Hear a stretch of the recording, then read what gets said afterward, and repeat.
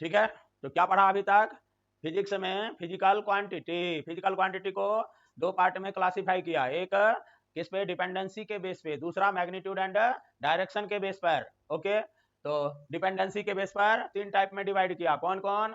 Fundamental quantity, supplementary quantity, derived quantity, right ना? ठीक है, फंडामेंटल कितना है 7, सप्लीमेंट्री कितना है 2 ओनली, राइट ना? और डेराइव्ड क्वांटिटी कितना है इनफाइनाइट। ठीक है, ये 7 आहे, ये 2 आहे आणि डेराइव्ड किती आहे पता नहीं, जितना भी हो सकता है। अब देखो मैग्नीट्यूड यानी डायरेक्शन के बेस पर ये कितने टाइप के होते हैं? हाँ, 4 टाइप का अपन ने सेट किया। ओके, बुक में दिया हो नहीं दिया हो कोई फर्क नहीं पड़ता है, एग्जाम मेरे को देना है, राइट ना? मेरे को नहीं, तुम लोग, है कि नहीं है? राइट ना? जो होता है वो होता है। तो वेक्टर क्वांटिटी में डिस्प्लेसमेंट से लेकर के कहां तक अपन गए थे? फील्ड तक। नहीं नहीं, टॉर्क भी बताया था, है कि नहीं? ओके, अब उसको बार बार देखने का प्यार से, राइट? हमको वर्ड्स से फैमिलियर होना चाहिए। ठीक है, अब जैसे तुम यकीन मानो 9th क्लास में जो एनएलएम पढ़ा है ना, वही एनएलएम 11th क्लास में भी है, लेकिन डिफरेंस क्या हो जाता है भाई? डिफरेंस क्या हो जाते हैं कि यहाँ पर अपन नॉर्मल जानते नहीं है, नॉर्मल को नॉर्मल क्यों कहते हैं ये पता नहीं है, थोड़ा सा कष्ट कर भी। ठीक है, नॉर्मल को नॉर्मल क्यों कहते हैं ये पता ही नहीं है। ठीक है, ये गड़बड़ होता है, समझ गए कि नहीं? अब नॉर्मल का मतलब क्या होता है? परपेंडिकुलर, तो जो परपेंडिकुलर फोर्स होगा उसको क्या बोलेंगे? नॉर्मल, समझ गए? अब नॉर्मल को नॉर्मल और एबनॉर्मल वर्ड से कनेक्ट कर लेते, बस हो गया मामला घर पर। हरे रामा हरे कृष्णा। ठीक है, समझ गए कि नहीं? ऐसे फिक्शन से रिलेटेड क्वेश्चन में होता है। ठीक है, फिक्शन क्या है? 9th क्लास में जो पढ़ा वही 11th क्लास में ही है, कोई न्यू नहीं है, सबको पता है। फिक्शन क्या करता है? फिक्शन क्या करता है? मोशन को अपोज करता है। ठीक है, अब यहां पर स्टाइल में बोलेंगे, स्मार्ट बच्चे हो तुम लोग, स्मार्टफोन चलाने वाले, तो क्या बोलेंगे? मोशन और मोशन की टेंडेंसी को भी अपोज करता है, समझ गए? मोशन और मोशन की टेंडेंसी को अपोज करता है, उसको क्या बोलते हैं? फिक्शन। सॉलिड सॉलिड सरफेस के बीच में लगता है तो उसको फिक्शन कहते हैं, अपोजिंग फोर्स को। सॉलिड और लिक्विड के बीच में, यदि मान लीजिए पानी है और पानी के ऊपर बोट चला रहे हो, ठीक है, तो बोट का जो सरफेस होगा वो कैसा होगा? सॉलिड हुआ ना? पानी का सरफेस कैसा हुआ? लिक्विड हुआ ना? नहीं हुआ? ठीक है, तो उसको क्या कहेंगे? विस्कस फोर्स कहेंगे, या पानी पानी के बीच में जो अपोजिंग फोर्स लगता है उसको विस्कस फोर्स कहते हैं। इतनी सी बात है यार, दिमाग चलाते जाएंगे, राइट? तो चलिए आज मजे लीजिए इन सब के आगे डायमेंशन नाम के चैप्टर टॉपिक को। आज हम लोग क्या पढ़ेंगे? डायमेंशन। ठीक है, यूनिट एंड मेजरमेंट में क्या पढ़ेंगे आज? Dimension, dimension. देखिए अब ये क्या होता है, आप लोग जानते हो कि कोई भी डिराइव्ड फिजिकल क्वांटिटी किस पर डिपेंड करता है? फंडामेंटल क्वांटिटी पर डिपेंड करता है, राइट ना? तो डिराइव्ड क्वांटिटी को बनाने के लिए हम लोग क्या करेंगे? फंडामेंटल क्वांटिटीज में रिलेशन बनाएंगे, ठीक है, राइट ना? ओके, तो रिलेशन बनाते हैं, तो कैसे बनाते? कोई भी जो रिलेशन होगा दैट विल बी फार्मूला और फिजिकल इक्वेशन। ठीक है, उस फार्मूले को क्या कहते हैं? फिजिकल इक्वेशन कहते हैं, ठीक है, या सिंपल फार्मूला कहते हैं, राइट? तो फार्मूला बनाने के लिए कुछ रूल रेगुलेशन यूज करते हैं हम, ठीक है, ओके। तो क्या रूल रेगुलेशन है? रूल रेगुलेशन, सबसे पहला रूल रेगुलेशन ये है कि फंडामेंटल क्वांटिटीज में जब रिलेशन बनाएंगे तो या तो उसमें क्या करेंगे? मल्टीप्लीकेशन करेंगे। क्या करेंगे? मल्टीप्लीकेशन करेंगे, या फिर क्या करेंगे? डिवीजन करेंगे, या फिर एडिशन सब्सट्रैक्शन करेंगे। बोलो स्टार के सिवा और कुछ करेंगे क्या? कुछ करेंगे तो बता मेरे को, स्टार के सिवा कुछ करेंगे क्या? नहीं ना? ओके, तो देखो इन्हीं चीजों से रिलेटेड कुछ रूल बनाते हैं, ठीक है। तो थोड़ा उससे पहले आ जाते हैं, डायमेंशन का डेफिनेशन क्या होगा यार? तो क्या होता है, लिखो जरा, दी पावर्स, कितना इजी है समझना जरा, the powers by which, the powers by which fundamental quantities are raised to represent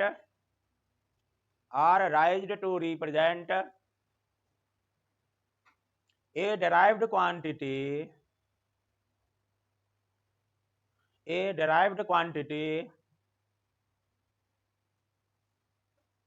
is called dimension of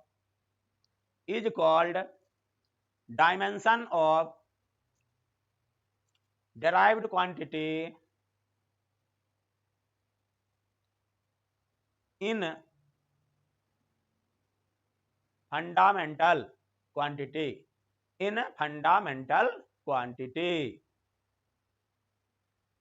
ठीक है। अब कहने का मतलब क्या हो गया, किसी डेराइव्ड क्वांटिटी को रिप्रेजेंट करने के लिए फंडामेंटल क्वांटिटी पर जो पावर चढ़ाएंगे उसको डायमेंशन कहते हैं। ठीक है, राइट ना, डन। अब एग्जांपल देखो जरा, सबसे सुपर सबसे सिंपल एग्जांपल बगा जरा, बिल्कुल कहां से ले जाएंगे, पहला वाला फंडामेंटल क्वांटिटी से, एरिया। ठीक है, एरिया में लेंथ कितनी बार होता है, 2 बार। एरिया में लेंथ कितनी बार, 2 बार। ठीक है ना, समझ गए। तो अब इस एरिया का फॉर्मूला क्या होता है, थोड़ा सा अपन यहाँ पे स्टाइल बदल के लिखेंगे, समझ गए। एरिया का फॉर्मूला क्या हो सकता है, तो एक न्यूमेरिकल क्वांटिटी हो सकता है, न्यूमेरिकल क्वांटिटी एन लिखेंगे यहाँ पे, समझ गए कि नहीं, इन टू लेंथ इंटू लेंथ।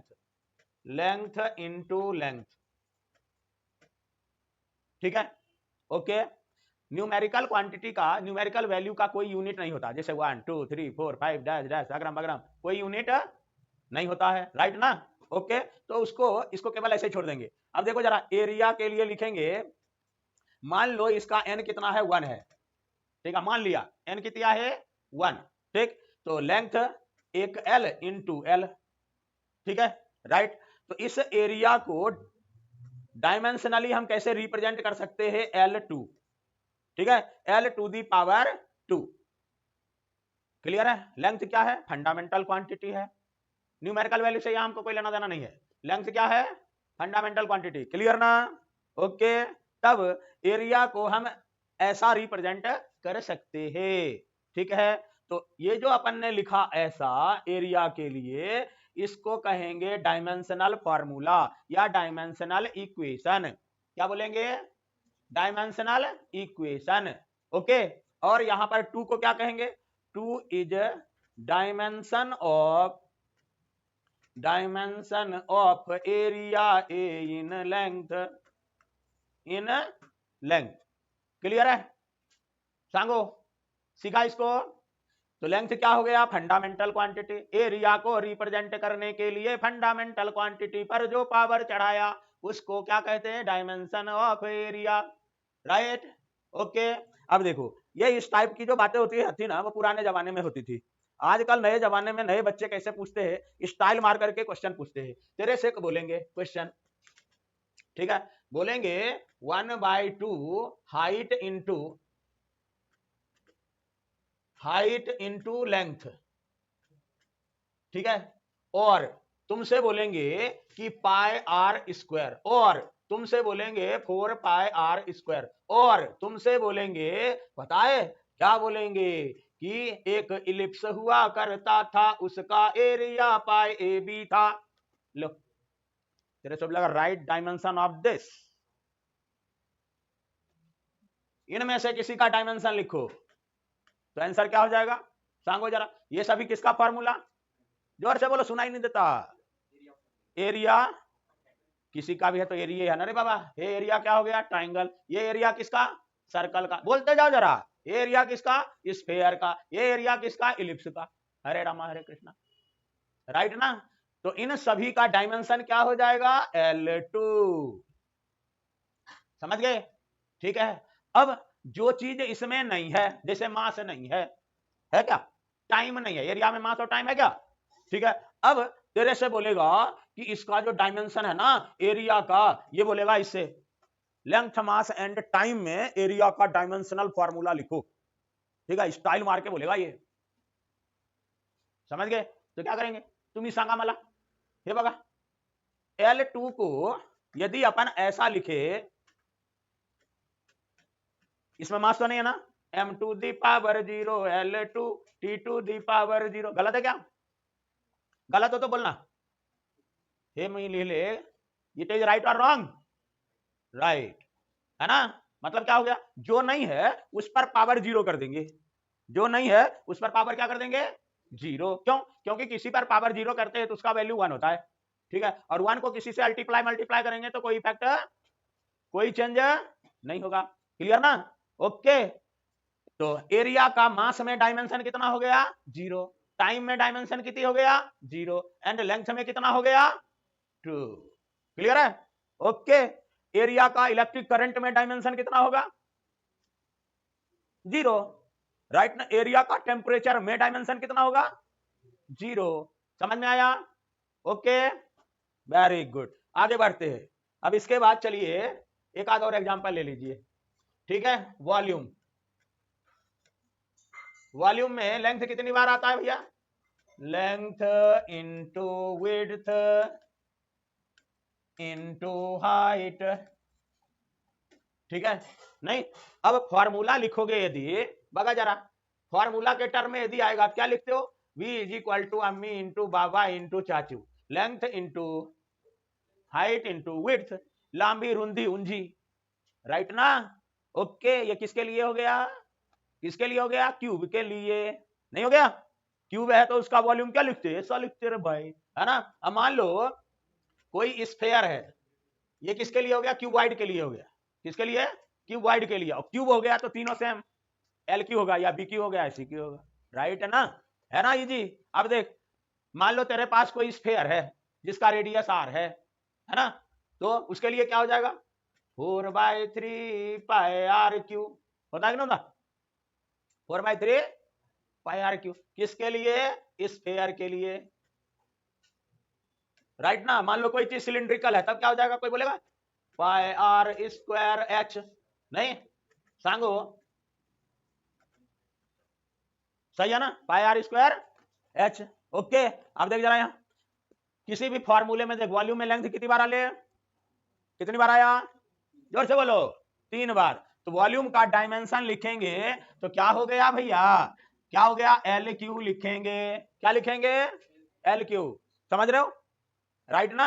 अब इसमें मास होता है क्या, नहीं, राइट ना? मतलब वॉल्यूम मास पर डिपेंड नहीं करता, राइट? सही है ना? वॉल्यूम टाइम पर डिपेंड नहीं करता। क्लियर है? ओके। तो आप इसको इस तरह से भी लिख सकते हो, am naught L Q T not, ठीक है। ओके, अब चलते हैं थोड़ा एक और मजे लेते हैं, पेन चलाते चलना दंदनादन और समझते हुए, हर बार आने का नहीं, हर बार आना मना है, हर बार आना मना है, शर्माना मना है, ठीक है। 3 नंबर, फिर जनरल फार्मूला बनाएंगे, ठीक है। अब डेंसिटी लेते, क्या बोलती है, तो डेंसिटी ले रहा हूं। अब आप लोग जानते हो डेंसिटी कितने टाइप के होते हैं, यस 3 टाइप के, ठीक है। लीनियर डेंसिटी क्या होता है, m/l होता है, ठीक है। सुपरफिशियल डेंसिटी और एरियल डेंसिटी क्या हो जाएगा, m/एरिया, मास अपॉन एरिया, बोलो, ठीक है, राइट ना? नहीं बोल रहे यार तुम लोग, इतना टेंशन में क्यों आ गया। और तीसरा क्या होता है, वॉल्यूमेट्रिक डेंसिटी। तीसरा क्या होता है, volumetric density, density, volumetric density, ठीक है।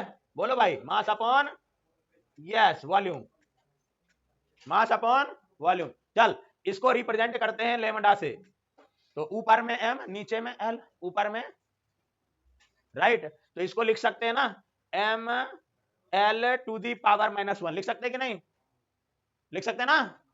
ओके, यहां मास को स्मॉल m से नहीं लिखेंगे, कैपिटल m से कैपिटल m से लिखेंगे, लेंथ को ऑलवेज कैपिटल L से लिखेंगे, राइट ना? सभी फंडामेंटल क्वांटिटीज को कैपिटल लेटर से लिखेंगे। अब संगो जरा, एरिया, एरिया को ऐसे लिखूं यहां पे, या ये लिखूं, एरियल डेंसिटी। अरे भाई इसको सिग्मा से रिप्रेजेंट करते जनरली, कैसे रिप्रेजेंट करते हैं, इसको क्या पढ़ोगे, क्या पढ़ोगे इसको, क्या पढ़ेगा इसको, हाँ सिग्मा, बोलने से शर्माने का नहीं, सिग्मा, ठीक है। ऊपर में मास, नीचे में एरिया के लिए L2, तो sigma ml to the power -2, ठीक है। ओके, अब देख इस डेंसिटी को इन जनरली रो से रिप्रेजेंट करते हैं, कैसे, इसको क्या पढ़ोगे, रो, क्या पढ़ेंगे, क्या पढ़ेंगे, रो, ठीक है। ऊपर मास नीचे LQ, ठीक है। तो ये क्या हो गया, ml to the power -3, right ना, ml टू दी पावर -3, ठीक है। अब देखो डायमेंशन के हेल्प से अपन ये क्यों कर रहे हैं, इससे अपन को ये पता चलता है कि कोई फिजिकल क्वांटिटी किस पर डिपेंड करता है, राइट ना, और ये भी पता चलता है इसका यूनिट क्या होगा। ठीक है, लीनियर मास डेंसिटी का यूनिट क्या होगा बच्चों, बोलो जरा।